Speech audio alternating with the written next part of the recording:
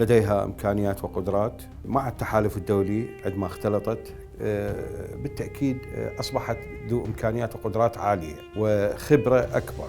The Iraqis is entering into a new phase where they're not at war. They've been to war many years. Now they're entering into a new phase where there's not a war, but we are transferring the armed forces into a peacetime organization.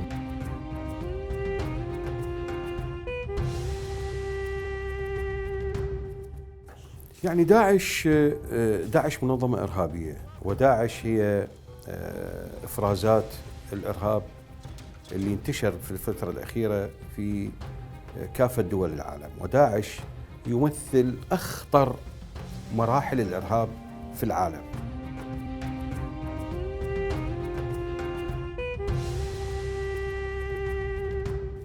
يعني بالتأكيد الفائدة الكبيرة من العمل مع التحالف الدولي، أول هذه الأمور هو أولا رفع قدرات وبناء القوات الأمنية العراقية. هذه القوات الأمنية العراقية بالتأكيد لديها إمكانيات وقدرات مع التحالف الدولي عندما اختلطت بالتأكيد أصبحت ذو إمكانيات وقدرات عالية وخبرة أكبر.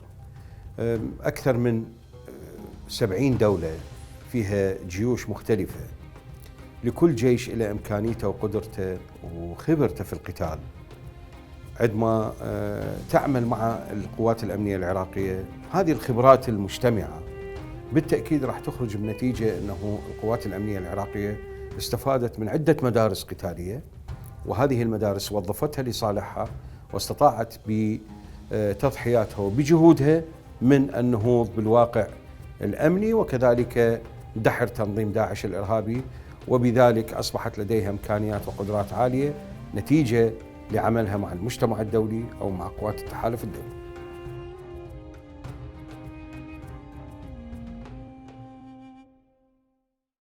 We're here in the Iraqi Security Force Joint Operational Command Center, Iraq. This is the location that commands and controls all Iraqi security forces across federal Iraq. It's also the forward headquarters of the Combined Joint Task Force for Operation Inherent Resolve, which is the 78-nation coalition to maintain the enduring defeat of Daesh.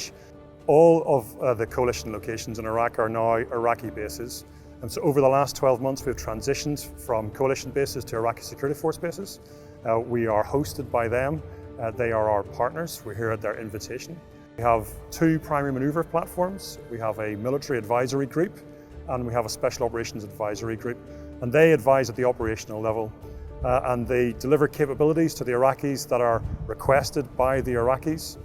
There are no operations that take place anymore in Iraq without the express permission of the Iraqi government. So we're here at their invitation, delivering capabilities they have asked for. طلبت الحكومة العراقية من المجتمع الدولي أن يساعدها في مجال القدرات القوة الجوية، لأنه ما عندنا كانت قوة جوية الحقيقة.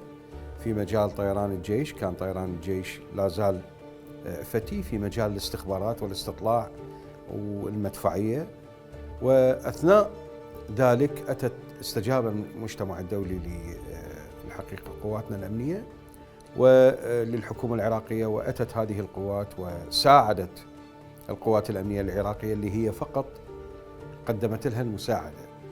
وما قاتل من قاتل ومن قدم التضحيات هم القوات الأمنية العراقية، ولكن كان دعمهم ووجودهم في الدعم في مجال التدريب، في مجال التسليح، في مجال الضربات الجوية، في مجال الاستطلاع الجوي، في مجال المعلومات الاستخبارية مهم جدا، وأسهم إسهام كبير في الإسراع في عملية إحداث النصر اللي إن شاء الله تحقق على أيدي قواتنا الأمنية العراقية.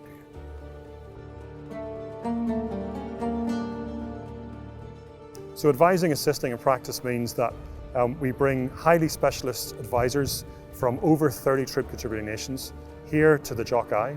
They sit alongside their Iraqi partners every day and they help them deal with those complex and wicked problems that are caused by having an insurgency in increasingly complex terrain. The military advisory group is given advice on all the different warfighting functions, as we call them, within the Joint Operations Center here in Baghdad. We are advising Iraqi staff officers, so that's the higher level, or the highest level they have here in Iraq, on an operational level. Assisting doesn't mean providing them, the ASF, with coalition assets, not at all. What the MAC does is we assist them in using more effectively their own assets, aircraft, weapons, you name it. Recently we've started to have been invited in what they call target decision boards, where they discuss targets, and that's when we come into play. That's when we look at it with them and try and advise and say, hey, this is how we could do it, because based on the weapons you have, your inventory, these are the effects you can actually generate, and that would be really interesting on that specific target. So recently, after observing a set of targets in an area that is known for being the enemy's stronghold, and they briefed up their chain of command, and they decided to strike using different squadrons and different weapons without even telling us when what was going to happen. So a very independent type of decision-making process, which is a little victory, if you will.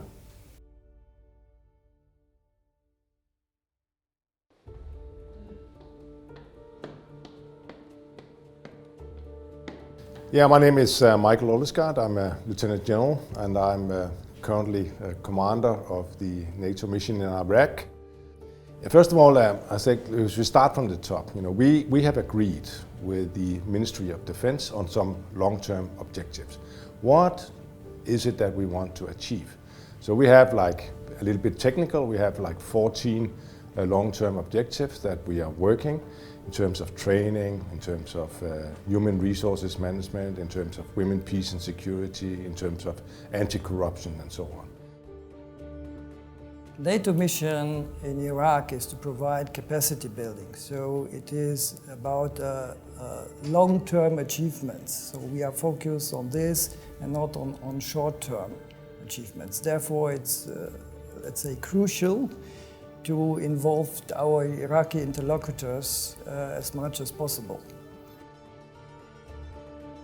How do you man a force? How do you equip a force? How do you train a force? And that's kind of our key element. And we're looking a little bit more ahead, longer term perspective.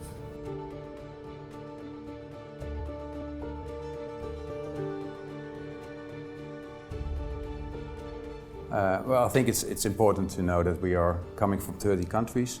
In my office alone, there's 4 different nationalities, and we consist of both military as well as NATO civilians and civilians from the Ministry of Foreign Affairs. That's the strength of our team. Hopefully now Daesh will soon be defeated, and the Iraqis is entering into a new phase where they're not at war. They've been to war many years. Now they're entering into a new phase where there's not a war, but we are transferring the armed forces into a peacetime organization, which is another type of organization you need, another type of approach. We are focusing much more on training, on how to man correctly the units, and how to, again, rebuild the logistical systems. Well, the benefits for the Iraqi, and we are focusing on the ministerial level, but it goes down to the service commands and the technical level as well. We are looking with them together for their shortfalls, so their needs. It's important to know that the NMI is a mission on request of the Iraqi government, so we're working together with their shortfalls and their needs, and it should be their solutions as well. So I'm very keen on working with them together on solutions. We've learned in the past that if we provide them with our solutions, that might not fit in their tradition or in their system, the way of thinking. So it's important to connect with them and do it together.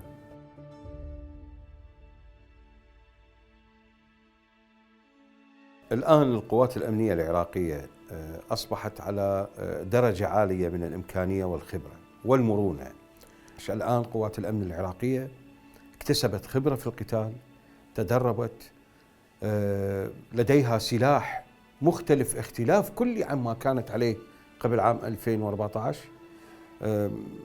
أكبر دليل على ذلك يعني بدأنا نستلم المواقع، وهذه المواقع بدأنا كقوات أمنية عراقية إحنا نديرها، ونجحنا في إدارتها، ونجحنا في حاول داعش أن يقوم ببعض التعرضات، نجحنا في الصد هذه التعرضات، وكذلك أيضا نجحنا في تحقيق الأمن في كل المناطق. الآن اختلفت، الآن أي مكان في العراق احنا نروح له آمن. نعم تصير بعض الخروقات لأنه لا زالت خلايا موجودة، ولكن أنا الآن أستطيع أن أسافر من بغداد إلى البصرة، من بغداد إلى الموصل، من بغداد إلى الرطبة، من بغداد إلى أي مكان، وأنعم وأتمتع بالأمن والأمان اللي يقدمه القوات الأمنية العراقية. ولكن ما تبقى من هذه الخلايا الآن نقوم بالضغط عليها من أجل استئصالها والحقيقة منعها من أن ترجع مرة ثانية في العراق.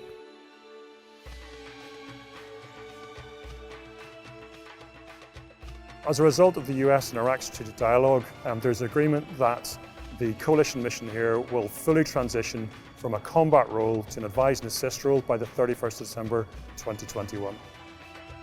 We are happy to stay and to develop slowly and progressing with the agreed objectives that we have with the armed forces. Personally for me, I would say the most rewarding thing is I grew up in a counterinsurgency environment. I grew up in Northern Ireland. I grew up with soldiers in the streets. I grew up with violence. I grew up seeing the effects of sectarianism. And when you come here to Iraq and you see that the people are rejecting sectarianism, they're rejecting the violence, it's hugely rewarding to see that. Because I think it's really important for people to remember that people just want to go to school, people just want to have a job, they just want to see their kids go to education, they just want to live their lives. They don't want to be encumbered by helicopters and tanks. We've got long relationships with the people of Iraq, we've got long friendships with the people of Iraq. The number of British passport holders that you see here, they're everywhere. People will always come up to you and talk to you about Manchester United, Liverpool, Chelsea. There's even people talk about cricket. So it's something that we should seize. It's our duty to pay it forward to them, and I genuinely take that really seriously, and so do all of the teams that are here as part of the CGTF OIR. That's really humbling.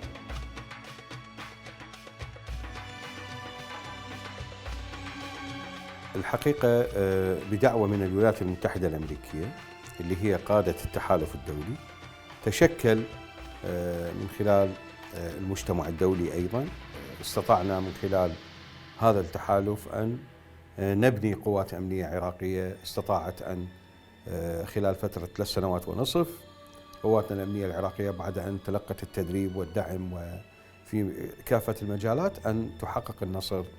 وفعلا كحكومة عراقية وكشعب نقدم الشكر والعرفان لكل من ساهم في مساعدة قواتنا الأمنية وفي تحقيق النصر وساعد الشعب العراقي.